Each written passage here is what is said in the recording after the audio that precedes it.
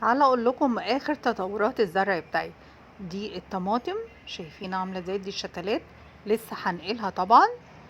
ودي الفلفل، طبعا انا حطيت الراس الفلفل كلها كده مره واحده، ولما طلعت انا وزعتهم على القصيصات الصغيره. واللي شفتوها دي بصل، انا باخد منها الورق وبعمل فيه سلطه.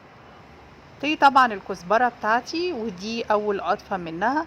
انا هقطفها دلوقتي وهقصها وهعمل منها احلى طبق سلطه ممكن تاكلوه. طبعا ده اورجانيك، مفيش كلام. شايفين عامله ازاي؟ عملت منه طبق سلطه رائع.